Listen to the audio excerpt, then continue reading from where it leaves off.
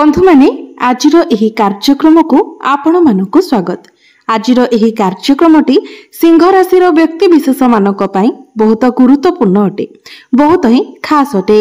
कारण 2026 मसीहार आरंभरू ही आपणक जीवन रे एक धमाका हेबाकु जाउछि, एक विस्फोरण हेबाकु जाउछि, जहा आपण केबे कल्पना मध्य करि परिबे नाही। किंतु ता पछरे कोन कारण रहिछि से विषय रे आजिर एही भिडियो रे आमे माने विस्तार भाबरे आलोचना करिबा। तेबे बंधु माने गोटे वर्ष रे 120 दिन एपरि रही थाए जेतेबेले देवगुरु बृहस्पति बक्री होइथांती, अर्थात रेट्रोग्रेड होइथांती। तेबे आमर राशि चक्र रे जो 12टी राशि रहिछंती एही 120 दिन प्रत्येक राशिर व्यक्ति विशेष मानक जीवन रे एक बड़ परिवर्तन आनिबाकु जाउछि। तो बंधु माने राशि चक्रर 12 गोटी राशि मध्यरु पंचम राशि हेउछि सिंह राशि। आजिर एही भिडियो रे आमे माने सिंह राशि उपरे चर्चा करिबा। तो एही जो 120 दिन रहुछि जेतेबेले देवगुरु बृहस्पति बक्री हेउछंती, एही 120 दिन आपणक पई किपरि रहिबो, आपणकु देवगुरु बृहस्पति किभଳି फल प्रदान करिवे, आपणकु केते मात्रा रे शुभ फल प्रदान करिवे एवं केते मात्रा रे अशुभ फल प्रदान करिवे। एही 120 दिन मध्यरे आपणक जीवन रे कोन सब घटना घटिबो, केउ सब क्षेत्र रे देवगुरु बृहस्पति आपणक पई परिवर्तन आनिबे। तेबे 11 नवेम्बर 2025 रु नै 11 मार्च 2026 पर्यंत जो समय रहिला, एही समय आपणक पई बहुत गुरुत्वपूर्ण हेबाकु जाउछि। तो सर्वप्रथमे आसंतु जानिबा बक्रीर अर्थ कोन।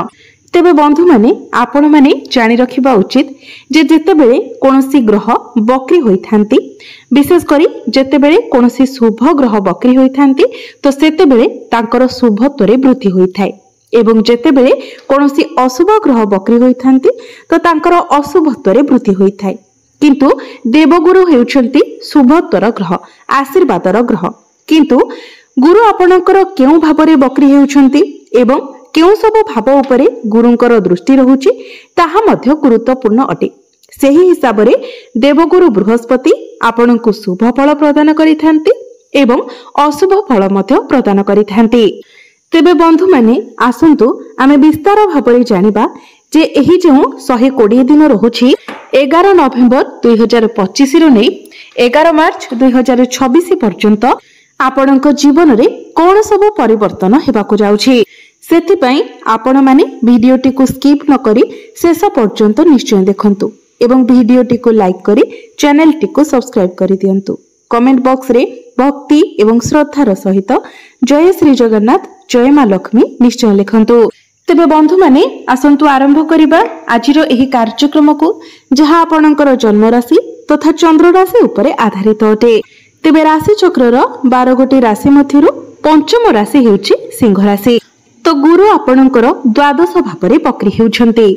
बंधु माने गुरु जो भावरे बक्री होइथांती सेही भाव सह जड़ित कार्य रे से आपणकु पूर्णता देइथांती।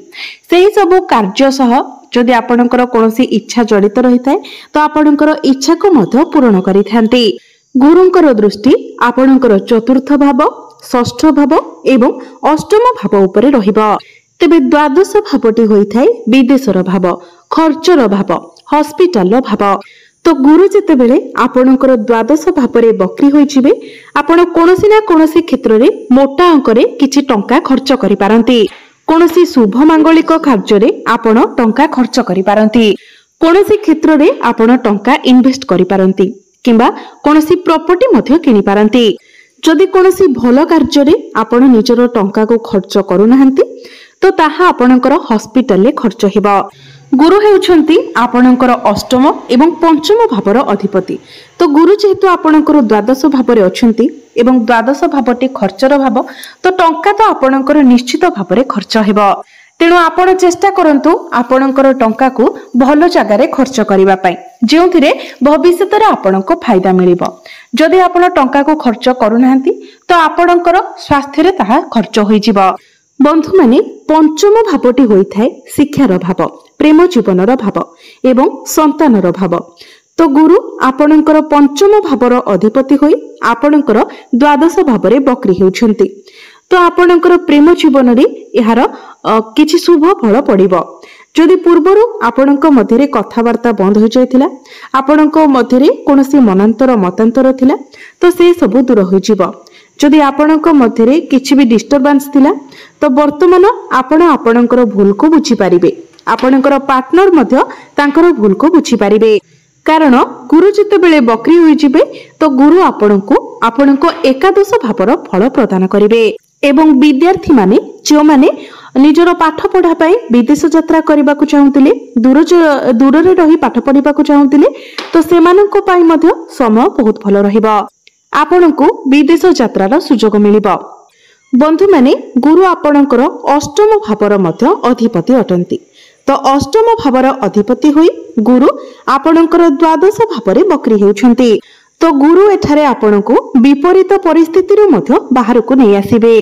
जदि आपणको विरुद्ध रे किछि पॉलिटिक्स चालुथिला तो सेठारु गुरु आपणको रक्षा करिवे। जदि आपण कोनोसी माली मकदमारे फसी रहिथिले तो सेथिरु मध्य आपणको बाहरिबार बाट मिलि जिवो। किंतु 3 डिसेंबर को बकरी गुरु आपणकर एकादश भाव को आसी जिवे एवं 11 मार्च 2026 पर्यंत गुरु आपणकर एकादश भावरे ही रहिबे। तेबे गुरु जेतेबेले एकादश भावरे बकरी हेबे तो गुरु आपणको दशम भावर मध्य फल प्रदान करिवे। तो जो मानक निकट रे चाकरी नथिला सेमानकु चाकरी मिलिबार बहुत अधिक संभावना रहुछि। एवं जदि आपण चाकरी करूछंती तो चाकरी क्षेत्र रे आपणको प्रमोशन मिलिबार बहुत अधिक संभावना रहुछि। आपण आपणकर करियर रे बहुत अधिक ग्रोथ करिवे। आपणको आपणकर बॉस आपणकर सीनियर सपोर्ट प्राप्ति हेबो। कार्य क्षेत्र रे आपण प्रशंसित हेबे। आपणक मध्य मैनेजमेंट स्किल बढ़िबो। आपणक मध्य कम्युनिकेशन स्किल मध्य बहुत भल रहिबो। जदि आपण आपणकर चाकरी क्षेत्र रे किछि प्रमोशन चाहूतिले किछि परिवर्तन चाहूतिले तो आपणको परिवर्तन मध्य मिलिबो। एहा व्यतीत गुरु जेतेबेले आपणकर एकादश भावरे गोचर करिवे तो बकरी गुरुंकर दृष्टि आपणकर पंचम भाव सप्तम भाव एवं नवम भाव उपरे रहिबो। तो जो माने विद्यार्थी अछंती सेमानंकर शिक्षा क्षेत्र रे एक बहुत भलो परिवर्तन आसीबो। आपण आपणकर शिक्षा क्षेत्र रे बहुत अधिक उन्नति करिवे। एही 3 डिसेंबर ठारू जदि आपणकर कोनोसी एग्जाम अछि, कॉम्पिटिटिव एग्जाम अछि, प्रतियोगितामूलक परीक्षा अछि, सरकारी परीक्षा अछि तो परीक्षा आपणक पई बहुत भलो रहिबो। जदि पाठ पढ़ा रिलेटेड आपण किछि डिसीजन नेबा पई चाहुछंती तो 3 डिसेंबर ठारू 11 मार्च मध्यरे आपणक पई समय बहुत भलो रहिबो। जो माने प्रेम करूछंती तो आपणकर प्रेम विवाहर रूप मध्य नै पारे। एवं जो माने फैमिली प्लानिंग करिबा पई चाहुतिले सेमानक पई मध्य समय बहुत भलो रहिबो। संतान मानक तरफरु आपणको खुशी खबर प्राप्ति हेबो। आपण आपणकर संतानक पई समाज रे प्रशंसित हेबे। सप्तम भावरे बकरी गुरुंकर दृष्टि रहुथिबा कारणरु आपणकर वैवाहिक जीवन मध्य सुखमय हेबो। जदि पूर्वरु आपणकर वैवाहिक जीवन रे कोनोसी प्रकारर मिसअंडरस्टैंडिंग थिला, मनांतर मतांतर चालुथिला, कोनोसी प्रकारर डिस्टर्बेंस थिला तो सब किछि ठीक होई जिवो। आपणक मध्यरे बुझामणा भल रहिबो, ताळमेळ भल रहिबो, आपणक मध्यरे भल पाइबा बढ़िबो। आपण दुई जण मिसी केवाडे बुलिबाको जाई पारंती। निजर परिवार पई आपण कोनोसी जिनिस किणा किणी करि पारंती। एहा व्यतीत सप्तम भावटी होइथाय डेली इनकम रो भाव, पार्टनरशिप रो भाव। तो एही 3 डिसेंबर परठारु आपणकर डेली इनकम मध्य बढ़िबो। एवं जदि आपण पार्टनरशिप बिजनेस करबाको चाहुचंती तो सेथिरे मध्य आपणको सफलता मिलिबो। जदि पूर्वरु आपण बिजनेस करूथिले तो बिजनेस रे मध्य आपण ग्रोथ देखिबाको पाइबे। जो मानकर बयस होई जाइथिले मध्य विवाह होई पारु नथिला तो वर्तमान आपणकर विवाह जोग खोली जिवो। आपणकर गृह को विवाह प्रस्ताव मान आसीबो एवं विवाह मध्य स्थिर होई जिवो। गुरुंकर दृष्टि आपणकर नवम भाव भाग्य स्थान उपरे रहुछि। तो एही 3 डिसेंबर परठारु आपणकर भाग्य मध्य प्रबल हेबो। जदि आपण भाग्य संबंधित किछि निर्णय नेबाकू चाहुछंती तो 3 डिसेंबर ठारू समय आपणक पई बहुत भलो रहिबो। एही 3 डिसेंबर परे आपण कोनोसी शुभ मांगलिक कार्यर आयोजन करि पारंती, कोनोसी धार्मिक यात्रा करि पारंती। आपण एही 3 डिसेंबर परे किछि बड़ इन्वेस्टमेंट करि पारंती जहा भविष्यत रे आपणको लाभ प्रदान करिवो। ଏହା ବ୍ୟତୀତ ଆପଣ ନୂତନ ଜମି ଭୂମି ପ୍ରପର୍ଟି ଇତ୍ୟାଦି କିଣି ପାରନ୍ତି, ନୂତନ ଗୃହ ନିର୍ମାଣ କରିପାରନ୍ତି କିମ୍ବା ନୂତନ ଯାନବାହନ ମଧ୍ୟ କିଣାକିଣି କରିପାରନ୍ତି। ଅଳ୍ପ ପରିଶ୍ରମରେ ଆପଣଙ୍କୁ ଅଧିକ ସଫଳତା ପ୍ରାପ୍ତି ହେବ, କାରଣ ପ୍ରତ୍ୟେକ କ୍ଷେତ୍ରରେ ଆପଣଙ୍କୁ ଆପଣଙ୍କ ଭାଗ୍ୟର ସାଥ ମିଳିବ। ତ ନିଶ୍ଚିତ ଭାବରେ ଯେତେବେଳେ ଗୁରୁ ବକ୍ରି ହେବେ, ଏହି 120 ଦିନ ଆପଣଙ୍କ ପାଇଁ ବରଦାନ ସାବ୍ୟସ୍ତ ହେବାକୁ ଯାଉଛି, କାରଣ ଏହି 120 ଦିନ ମଧ୍ୟରେ ଆପଣଙ୍କ ଜୀବନରେ ବଡ଼ ବଡ଼ ପରିବର୍ତ୍ତନ ଆସିବାକୁ ଯାଉଛି। ଅନେକ କ୍ଷେତ୍ରରେ ଆପଣଙ୍କୁ ସଫଳତା ମିଳିବାକୁ ଯାଉଛି। ତ ବନ୍ଧୁମାନେ, ଏବେ ଆସନ୍ତୁ ଜାଣିବା କିଛି ଉପାୟ ବିଷୟରେ, ଯେଉଁ ଉପାୟ ଗୁଡ଼ିକ କରିବା ଦ୍ୱାରା ଆପଣଙ୍କୁ ଅଧିକ ମାତ୍ରାରେ ଶୁଭ ଫଳ ପ୍ରାପ୍ତି ହେବ। ତ ସେଥିପାଇଁ ଆପଣଙ୍କ ରାଶିର ଅଧିପତି ସୂର୍ଯ୍ୟଦେବଙ୍କୁ ଆପଣ ପ୍ରତ୍ୟେକ ଦିନ ତମ୍ବା ପାତ୍ରରେ ଜଳାର୍ଘ୍ୟ ଅର୍ପଣ କରନ୍ତୁ। ପ୍ରତ୍ୟେକ ଦିନ ଆପଣ ହନୁମାନ ଚାଳିଶାର ପାଠ କରନ୍ତୁ। ପ୍ରତ୍ୟେକ ଦିନ ଆପଣ ସୂର୍ଯ୍ୟଙ୍କର ବୀଜ ମନ୍ତ୍ର 108 ଥର ଜପ କରନ୍ତୁ। ପ୍ରତ୍ୟେକ ଦିନ ସନ୍ଧ୍ୟା ସମୟରେ ଅର୍ଥାତ୍ ସୂର୍ଯ୍ୟାସ୍ତ ପରେ ଆପଣ ଚନ୍ଦ୍ରମାଙ୍କର ବୀଜ ମନ୍ତ୍ର 108 ଥର ଜପ କରନ୍ତୁ। ଯଦି ପାରିବେ ପ୍ରତ୍ୟେକ ଦିନ ଓಂ ନମଃ ଶିବାୟ ମନ୍ତ୍ରର ମଧ୍ୟ ଆପଣ ଜପ କରନ୍ତୁ। ତ ବନ୍ଧୁମାନେ, ଆପଣଙ୍କର ଜୀବନ ମଙ୍ଗଳମୟ ହେଉ, ଏହା ହିଁ ଈଶ୍ୱରଙ୍କ ନିକଟରେ ମୋର ପ୍ରାର୍ଥନା।